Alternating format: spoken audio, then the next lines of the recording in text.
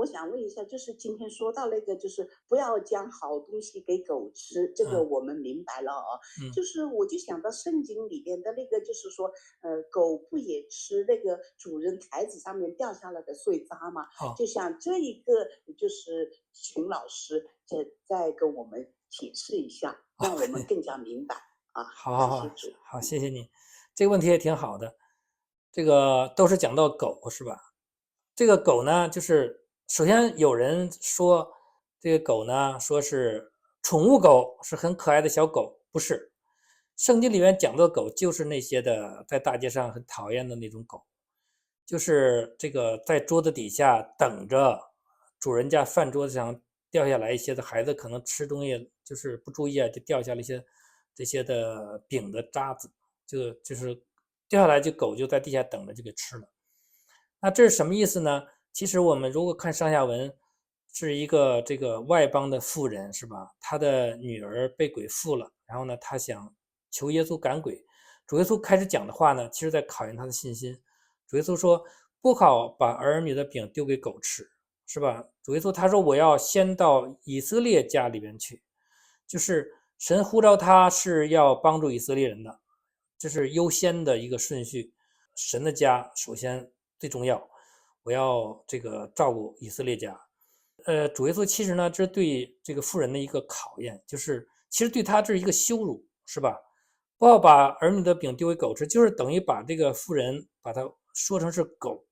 实际上，主耶稣这个话呢是有点比较这个难听的话，可以说就是把这个外邦人把这个妇人比喻成狗了，就是以色列家呢就是我家里的孩子，你的外邦人呢就是狗。我首先有饼，我先给我自己家的孩子吃，那个狗我现在顾不上，我先不给他吃。那这个妇人呢，他就承认犹太人是以色列人，神的百姓，我们外邦人，我们就是狗。如果是一个骄傲的人，他听到这个话呢，他就走了，是吧？你他就被冒犯了嘛，就生气了嘛，那我就不要了嘛，我就走了，我也不求你了，是不是？就人的有自尊嘛。其实这就是拿掉这个富人的自尊，让他在主耶稣面前就是放下自己的自尊。你说我狗，那我就是狗。即便是狗的话，在这个主人家里边，那孩子还会掉下来一些，是吧？那我就吃这些剩下的掉下来的就够了，我就满足了。所以说这句话呢，主耶稣就接着说什么？因你的话是吧？你的女儿得救了。所以主耶稣并不是不想救他女儿，其实就是给他一个考验，看他在主面前愿意不愿意谦卑自己，看到自己的卑微。当人愿意谦卑自己的时候，神的恩典就临到了。所以主耶稣马上就医治了他女儿，是吧？他女儿的鬼就被赶出去了。主耶稣根本就没有去，主耶稣一个意念，他女儿的鬼就被赶出去了。所以这件事情同样是狗，怎么来看呢？一个是这个人他就是甘愿自己被看为狗，也不觉得自己被冒犯，就是我不值钱，我没有什么自尊，只要我女儿得救，其实他这是对主耶稣的一个相信，相信主耶稣他有这个权柄，他能够赶鬼，而且呢，我在主面前我多么的卑微，我也应该，这就是人应该有的一个态度嘛。在神的面前，我就是一文不值，我就是一个卑微的、一个破烂的人，是吧？主怎么说我，说我是狗，说什么我都没问题，就这样一个态度，所以呢，就蒙神的悦纳了。主耶稣医治他女儿了。那说到这个，不要把好东西丢给狗，也是主耶稣讲的，是吧？主耶稣讲的就是福音了，就是说我们福音是很好的，是让人得救的，是最宝贵的东西。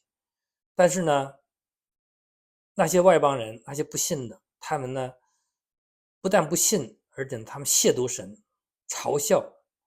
我们在传福音的时候，有时也遇到啊，用这种非常恶毒的话、亵渎神的话来嘲笑我们，非常让人难受的。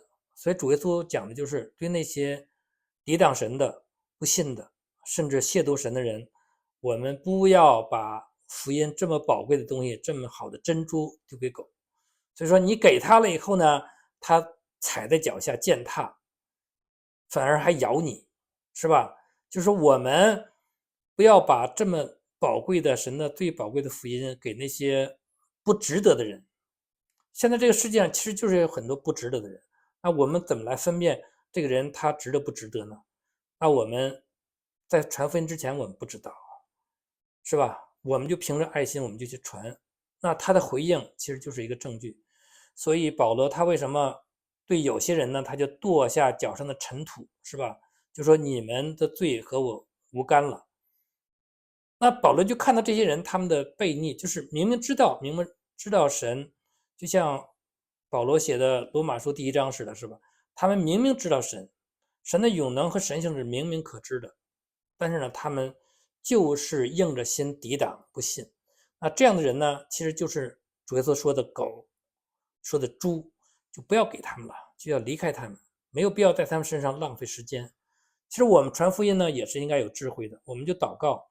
我们在传福音过程当中，有时也会遇到那些故意抵挡的人，他开始跟你辩论，跟你谈，你跟他解释福音，解释神，他没有问题了，你全给他解决这个问题了。最后你问他你要不要信呢？他说我本来就不想信，是吧？所以他就下定决心，他说不管你说什么，你把所有问题都解决了，他最后还是不信。那也就是说他已经下定决心不信了，就是把神故意要挡在外面。那对这样的人呢，我们讲多少话其实都没有意义的。所以我们要有属灵智慧来祷告，来明白神的心意。这个人他是不是真的有这样一个愿意寻求的心，还是一个顽梗的？就像主耶稣讲的那个硬的路面，是吧？被压得很硬的，这个种子根本就进不去的。在马路上的那种子撒下去，马上就被鸟吃走了，因为它太硬了，那种子根本就扎不下根，没有用的。所以在那种硬地上撒种有什么用呢？就浪费种子嘛，对不对？所以我们对这样的人呢，主耶稣教导我们就不要浪费我们的这个宝贵的时间精力，也不要把神最宝贵的福音当这种廉价的东西丢出去。所以呢，我们要明白神的旨意，这个2个地方的狗是不一样的。还有一个鹰字，他说这样心硬抵挡且亵渎，是不是这样的人的自由意志的选择？对，是，当然在神的福音面前都是自己的自由意志的选择。但是呢，如果从我们加尔文神学、改革宗神学来看呢，最终这个权柄是出于神的，神的至高无上的主权，神的预定的，这些都是。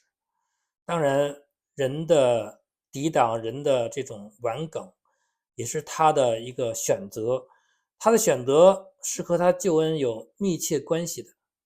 所以将来主耶稣要审判嘛，所以一个人的决定，他要不要信，是直接关乎他的救恩的。